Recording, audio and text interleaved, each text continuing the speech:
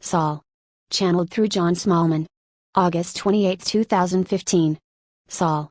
Here in the spiritual realms we have been observing with great joy the amazing progress humanity has been making recently towards awakening from the illusion.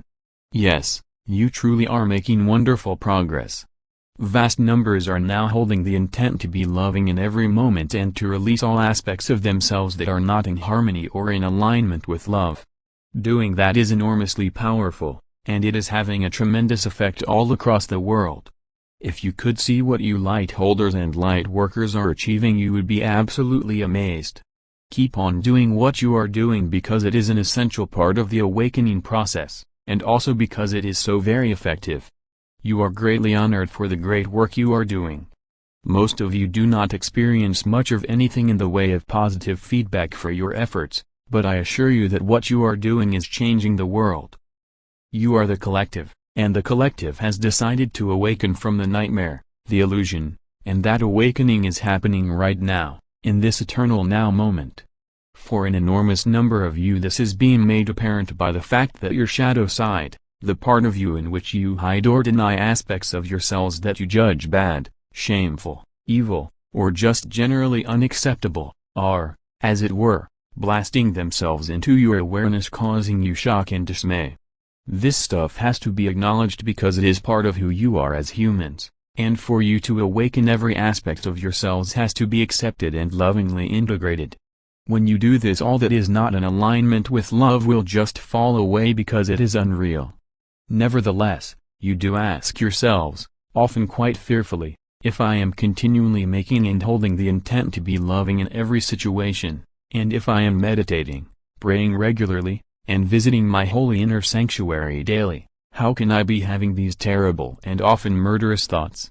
How can I possibly have such horrific thoughts and ideas? Only madmen and brutal dictators think like this. Well, as you have so often been told, God created one son. Then one day God's son thought, momentarily, that he would separate himself from his father and prove to himself that he had no need of God. Most of you are well aware of teenage rebellion. Well, that is how the illusion started. These murderous thoughts are just out there, they are not yours. You all have the ability to receive them, but there is no need to act on them, and the vast majority of humans have no desire or intent to do so.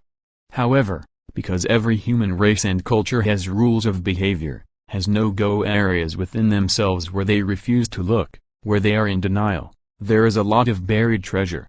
That is thoughts and ideas that are a direct result of choosing to separate from God, from your heavenly source, that are in absolute opposition to or denial of your true nature, love. In choosing to separate yourself from God you had to choose a state that was completely opposite to love, and it is from that idea that these thoughts arose. It is treasure in the sense that when you acknowledge and release it all you will be free, for there is no opposite to love, there is only love. To be separated from God, as it seemed that you were, was a terrifying concept, a horrifying reality. You saw yourselves as unacceptable, unworthy of God's love, because you had separated yourselves from Him, and so, out of fear, you developed the ability to hide and deny aspects of yourselves for which you believed God would punish you severely, condemning you to hell where you would burn forever in excruciating pain. But hell is part of the illusion. There is no such place or environment. As you have so often been most lovingly informed, there is only God, heaven, reality, love. And it is here that you have your eternal existence in every moment, without break, interruption, or even in a temporary state of quarantine. As all in the spiritual realms keep telling you through channeled messages, and as the mystics and masters who have spent time on earth in all races, religions, and cultures have also told you through the eons, the only reality is love. But, because of the fear that the illusion instills and encourages, especially when you believe that you are only bodies with a very short lifespan, the reasonable and logical result of that belief is that you must defend yourselves from the death that appears to be waiting most enthusiastically to strike you down permanently at the first opportunity. Then the small joys and pleasures that you may have briefly enjoyed as humans will be lost as you cease to exist, and you most definitely do not want to cease to exist. Deep in your hearts the knowledge of eternal life and all that it entails, God's eternal and infinite love for each one of you lies hidden, but it still influences your beliefs and thought patterns so that the concept of non-existence, loss of His infinite love, is fearful. And you will never cease to exist. God created you in love for all eternity to enjoy endless life with Him. And nothing can change that, ever.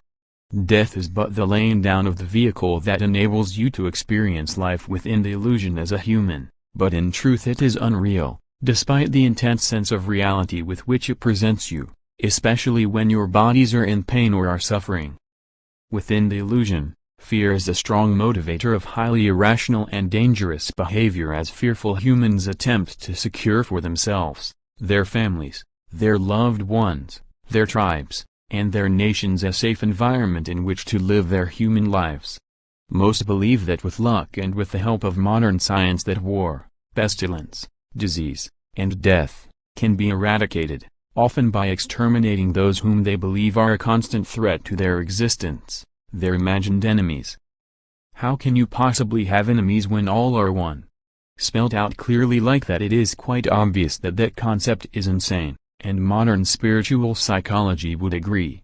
However, your fears are so intense that while you might agree that the way humans often interact is insane, most of humanity is unable or unwilling to rise above their intense sense of fear and embrace the ultimate and only solution, love. To do so appears at best unwise, and at worst, totally irrational, which is why it seems utterly impossible that a consistent state of world peace can be achieved. Each of you light holders and light workers, by intending to be loving in every moment, are focusing and integrating the tsunami of love that surrounds you into a personal energy field of great strength that extends way beyond your human bodies and interacts lovingly with the energy fields of every sentient being on Earth.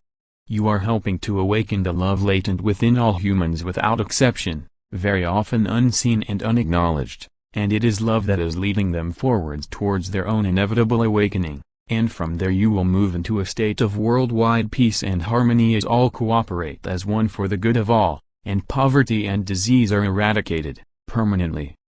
With so very much love, Saul.